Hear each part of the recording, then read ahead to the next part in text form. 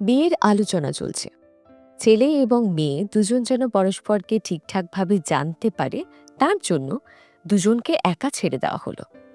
ছেলেটি এতটুকু সময় নষ্ট না করে কথোপকথন শুরু করল। ছেলেটি বলল, আমার কাছে আমার পরিবার সবার উপরে। আমার মা এমন একজন বউ চান যিনি হবেন শিক্ষিতা, ঘরের কাজে দক্ষ, সংস্কারী, সকলের যত্ন নিতে পারবেন, আমার সঙ্গে কাঁধে কাঁধ মিলিয়ে চলতে পারবেন। আমাদের পরিবার তেমন পুরনো ধ্যান ধারণার বিশ্বাসী নয়। তবে হ্যাঁ, এমন কাউকে চান যিনি আমাদের পরিবারের সমস্ত রীতিনীতি মানবেন। আমাদের পরিবারের মহিলারা কিন্তু চশমা পরেন না। তাছাড়া ভাগ্যক্রমে যা যা প্রয়োজনীয় সবকিছুই আছে আমাদের কাছে, তাই মেয়ের বাড়ি থেকে তেমন কিছুই চাই না। আর আমার পছন্দ, আমার তেমন বিশেষ কোনো পছন্দ নেই। শুধু এটুকুই চাই, মেয়ে যেন পরিবারকে ঐক্যবদ্ধ করে রাখতে পারে। এমন কাউকে চাই যে আমাকে বুঝবে। আর হ্যাঁ, লম্বা চুল আর শাড়ি পরা মেয়েরা আমার বেশ পছন্দ। এবার আপনি বলুন, আপনার যদি কোনো ইচ্ছে থাকে।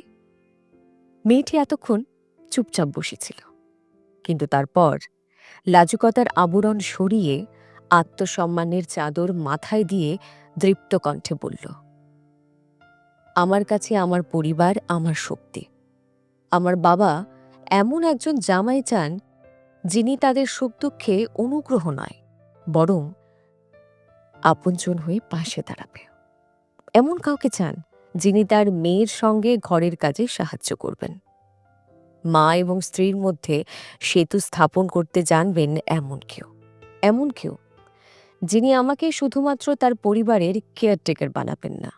আর আমার পছন্দ, আমার তেমন বিশেষ কোনো পছন্দ নেই।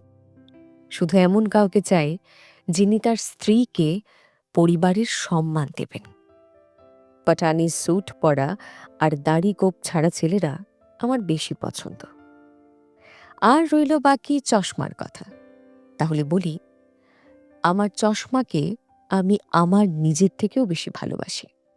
আর বিয়ের পর আমি আমার সারনেম চেঞ্জ করব কি করব না, সেটাও আমার অধিকার। হ্যাঁ, শুধুমাত্র আমার অধিকার। আর তাছাড়া আমরা দুজনেই তো শিক্ষিত, তাই বিয়ের খরচাটা দুটো পরিবার সমানভাবে ভাগ করুক। এতেও তো সমাজের উন্নয়নের একটা পদক্ষেপ হবে, তাই নয় কি? আর হ্যাঁ, সবশেষে একটা কথাই বলব, সব সময় মাথা নিচু করে সব কথায় হ্যাঁতে হ্যাঁ বলা কখনোই সংস্কৃতির পরিচায়ক হয় না। ব্যাস, মেয়ের এ কথা শুনে ছেলে কাঁপতে কাঁপতে তার সমস্ত কথা ভুলেই গেল। সে আর কোনো কথাই বলতে পারল না। মেয়েটিও ঘর থেকে বেরিয়ে গেল। তবে চারদিকে যেন গভীর নিস্তব্ধতা নেমে এসেছিল সেই সময়। দূরে কোথাও সভ্যতার পাল্লা হয়তো ধীরে ধীরে হাসছে। আজ শতাব্দীর পর তার পাল্লা দুটো সমান হয়ে গেল।